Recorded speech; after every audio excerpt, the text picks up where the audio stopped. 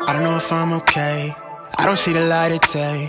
Looking up to higher ground, thinking that'll be your sweet escape. These days gotta schedule the romance. They say that love is a slow dance. A short bike ride to the crib using no hands. Oh shit, it feel like I'm floating, but I'm falling with both eyes closed when I let the world spin. Testing the water, she got my nerves tense. Back when I ain't even have a purpose.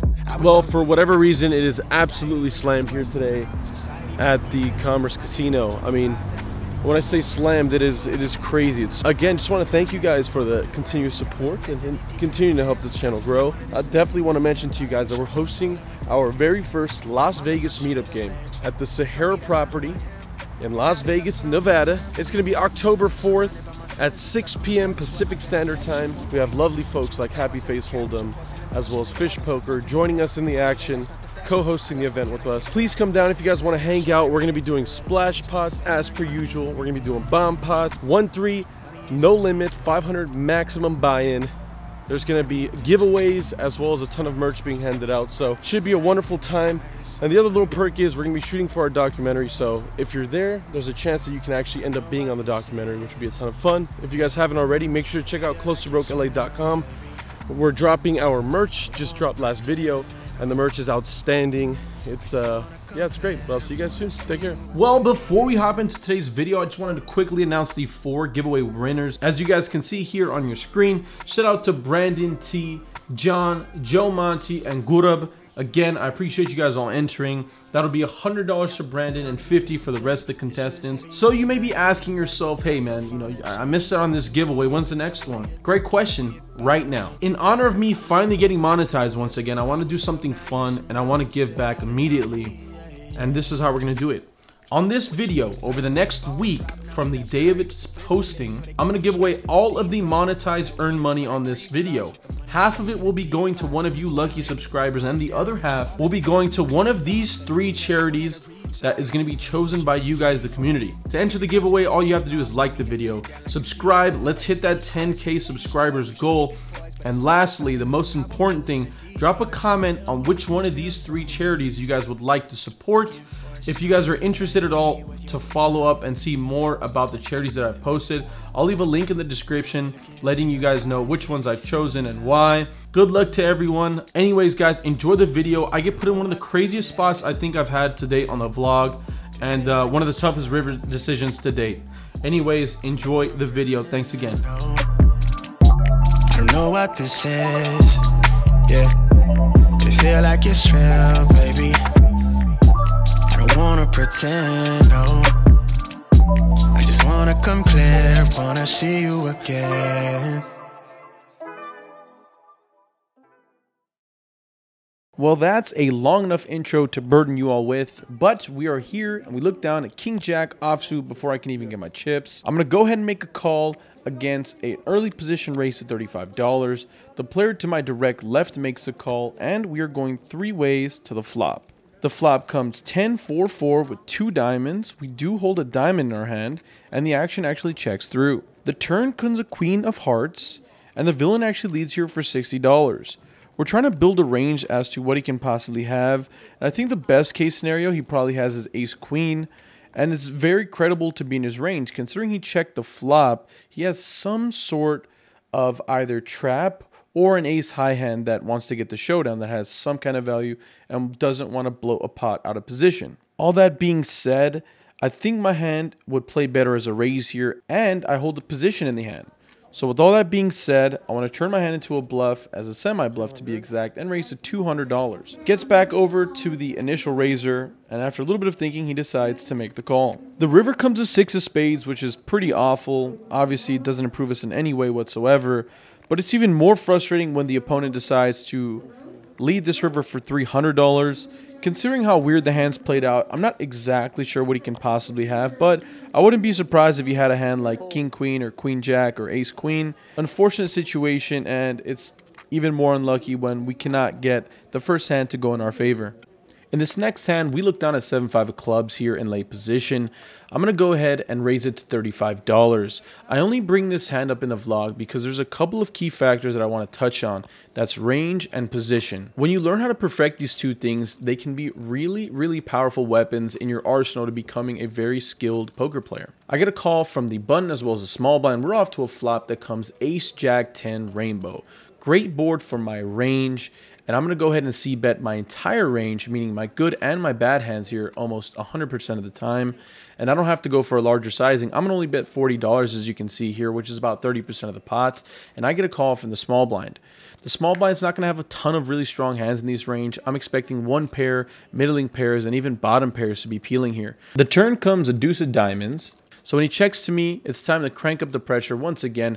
$125 to go. He instantly lets go of his hand and just goes to show, obviously this won't work every single time, but it's really important to have these double barrels.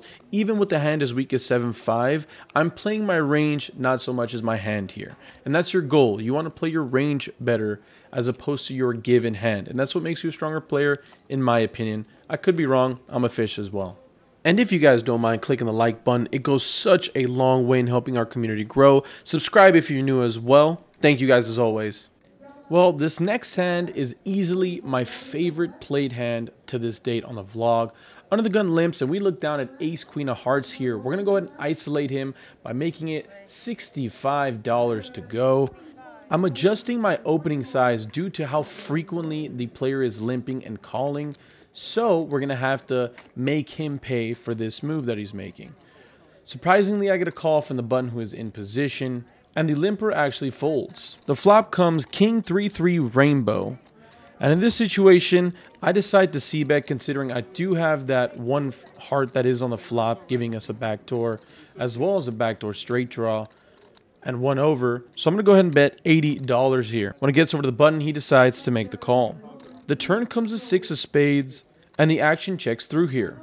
At this point, I'm putting my opponent on some type of an ace high or some type of a decently strong hand. When you check back, you almost always have some form of showdown value. The river is probably the best card in the deck. It's the ace of clubs, and this is now where the hand gets really interesting and the whole reason I even bring it up. I'm going to be chopping with every single ace, and the point in this situation is if I'm putting him on an ace, I want to get him off of a chop. I need to give him the worst price to make a call here, so you got to go really, really big. 2, even 3x pot here is something that's definitely plausible, and that's what I'm going to go ahead and do. I bet $575. The opponent thinks for a little bit and decides to make the fold. Like I said, I'm really satisfied with this play, and I'm interested to talk to my coaches about it, but I'm really happy that, in theory, it's really, really bad for him to call with an ace because you're almost playing only for a chop. And my range has all the strong hands, aces, kings, ace king, and obviously, you know, even ace queen for that matter. So love that bet. I'm just happy I did that. As you guys can see, not a great deal going on to this point, but definitely going to be mixing it up in a couple of hands. The action at the table is actually pretty great, but it's hard to convey things when I'm not in the hands. Just hands that are going to showdown are pretty interesting, to say the least. 3-bet hands, people have an 8-6 offsuit, so it's a good game. There's a lot of action, and I'm feeling good. We're gonna win some big hands, guys. I should shut up and go play poker. I'll go do that now. Luckily for you guys, the entire reason you guys clicked on this video was for this crazy hand. Under the gun decides to limp here at middle position, decides to isolate him to $60. When it gets on to me, I have a decision with ace-10 of hearts. I'm going to go ahead and just make the call here. Not a huge fan of this play. I'm allowing myself to get 3-bet from the many players behind me, which ends up happening. The player on the button decides to make it $225. It actually folds back over to me, so the original isolator folds. And I'm going to go through it a little bit in my head, but I feel like I definitely am getting a decent price to continue, which I go ahead and do. So I make the call. The flop comes ace 3-7 with 2 diamonds. I'm going to go ahead and check my entire range here, playing flow. When it gets over to my opponent, he decides to c-bet by down betting to $135. So it seems like when you down bet, I just automatically think that you're somewhat of a thinking player at the very least. He's going to be betting his entire range here, meaning that I just can't make the fold just yet. Calling pre-flop and hitting top pair is just pretty horrific to make the fold, so I decide to make the call. The turn comes to 6 of clubs, and it doesn't change a whole lot for the board dynamics. I go ahead and check it over to him, and this time he decides to size up here. $420 is the bet once the action is back onto me, and obviously we are in a bit of a bind here. He can be double barreling with a bunch of random junk, as well as obviously the flush draw that is still available there.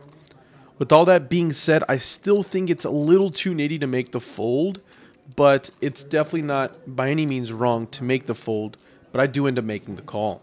The river comes the most inconsequential card, as Norman Chad is famous for saying.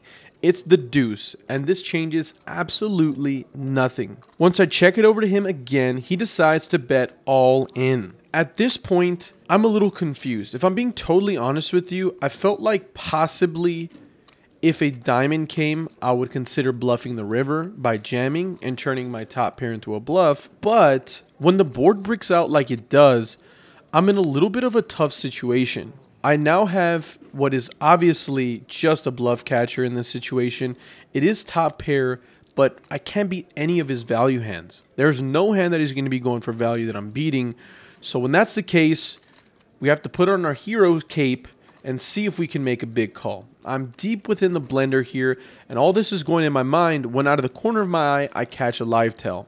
And again, I'm not a big proponent on live tails. I believe going with the math is always going to steer the right way, but in this case, I'm going to have to listen to my gut and just read with what my eyes are telling me. I got a live read off this player. He was pulsating rapidly, and I just had to lock in this live read. After a couple minutes of tanking, I decide to make the hero call. Our opponent turns over Jack 8 of diamonds for a busted flush draw.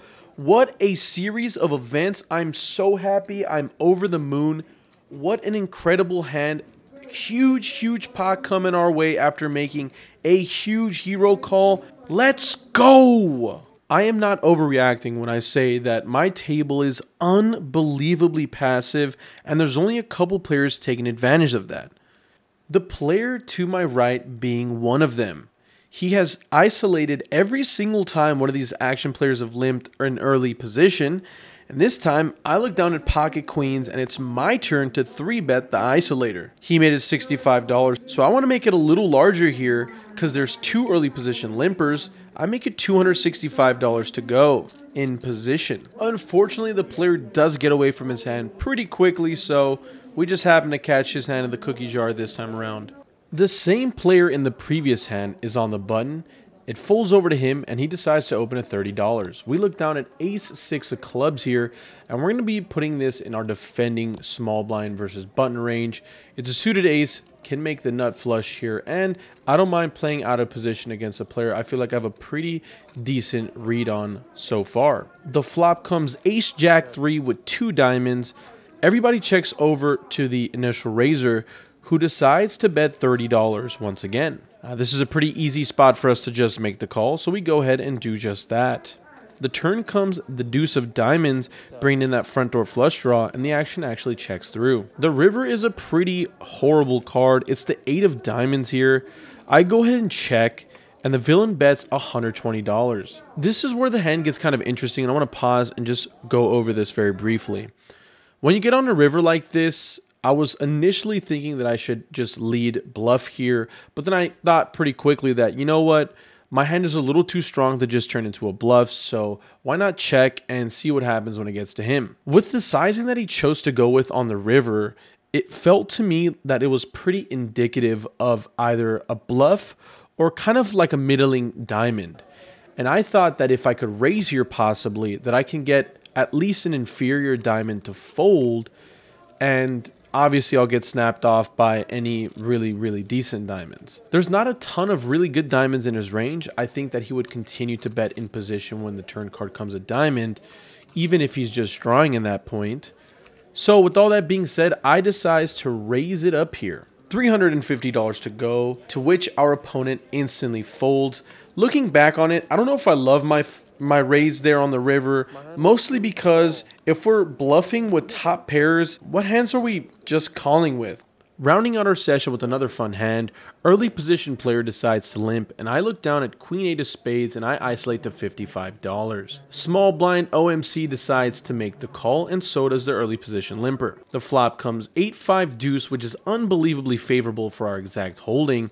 There are 2 diamonds out there, and with all that being said, I do want to size up a little bit here to charge those flush draws, so I decide to bet $100 after it's checked to me. The small blind decides to make the call, and the early position player tanks it over for what seems like an eternity, but decides to make the fold. The turn comes a jack of clubs, and when it checks to me, this shouldn't really improve my opponent's range unless he has exactly jack 8 suited or ace jack of diamonds. So with that being said, I'm going to go ahead and actually just check through here. I'm not going to be getting value from a ton of hands that are worse than me, so I'd like to get my hand to showdown at the very least. The river comes yet another jack, but it is the jack of diamonds, and when this opponent decides to check it over to me, I'm getting flashback of the hands I played a couple vlogs ago when I had pocket aces and I got check raised on the turn and then check raised once again on the river. The small blind checks once again, and at this point I face a decision. Do I want to go for some value here? And I think the answer to that question is yes.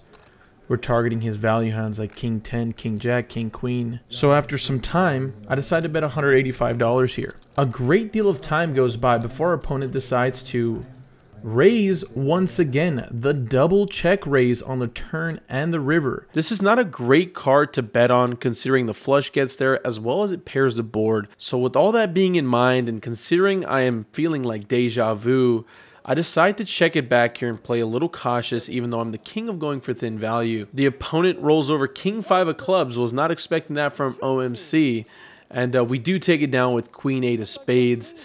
Pretty nice outcome there, and that's going to wrap up our session. If you haven't already, make sure to enter the giveaway by commenting down below which one of those charities you guys would like to see half of the monetized money going to. I don't see the light of day, looking up to higher ground, thinking that'll be your sweet escape. These days gotta schedule the romance, they say that love is a slow dance. A short bike ride to the crib, using no hands, oh shit, it feel like I'm floating. But I'm falling with both eyes closed when I let the world spin. Testing the water, she got my nerves tense. Back when I ain't even have a purpose, I was so eager to learn some things. Anxiety bring out the worst in me, society paint me as enemy. My niggas making it by that remedy. I'm more occasional, don't do it regularly. Backs under my eyes, weighing down heavily. Mama been worried, the devil allegedly deep in the plan. Subconsciously wanted this since I was 10. I thought I was sharp on my screw. Oh my goodness. I think this is honestly the best like upswing I've ever had in my life. Yeah, we've had like one losing session like the last 8 goes or something, which is kind of crazy. I've been on like longer win streaks I think, but not at these stakes, you know, not playing 5, 10, 10, 20 and higher. So damn. And you guys may be asking, hey Cameron, what the heck, you just showing all these winning sessions? Well, look, believe it or not, every single session that I post is in the order that it was played. Every single session that I play is recorded and documented and written down in notes. There's never been a session since the vlog has started once again that I have not recorded. Does that make sense? But anyways, I just want to say thank you guys again. It's getting a little interesting, you know, like now when I'm in public, and again, this is all relevant to the poker table, but when I go out, I realize that people recognize, you know, the channel and the community that we're building, and it's really cool, to be quite honest. And I just want to say, don't ever hesitate to come up and say hello. Like I said in the last video, in a little monologue, like, dude, YouTube content creators, poker vloggers aren't shit without you guys. And don't forget that. You guys are the whole reason this is fun. The community that you build on your channel is only fun because you guys exist and make it fun. So yeah, don't ever hesitate, come up, say hello. I mean, it's an honor to meet you guys. Just met CJ, and he had such a kind comment. You don't have to comment or compliment me on my poker game or, you know, how awful my beard is. But look, he said that watching my videos is like watching little movies, and I was like, thank you, I appreciate that. So yeah, I just want to thank you guys again. Into today's game for 2,000 and out for 46.03 exactly, I think. Nice session, cannot complain. Like 2 or 3 little rocky spots, and then an intense hand where I made a probably one of the bigger hero calls I've met on the channel, I think. Nonetheless, if you guys are new, make sure to click the like button down below. It costs you guys a grand total of $0. And more importantly, if you guys haven't subscribed already, I think like 75% of you guys aren't subscribed, it'll go a really long way, and it helped me get to my goal of 10,000 subs. And lastly, if you guys would be so kind, it'd mean the world to me if you guys would come out October 4th at 6 p.m. at the SAHARA. It's gonna be a ton of great action and friendly to any bankroll. It'll be a great time. And more importantly than anything, you guys have a great day. I appreciate you all. Stay safe. Doses. I wanna see you again. I wanna see you again.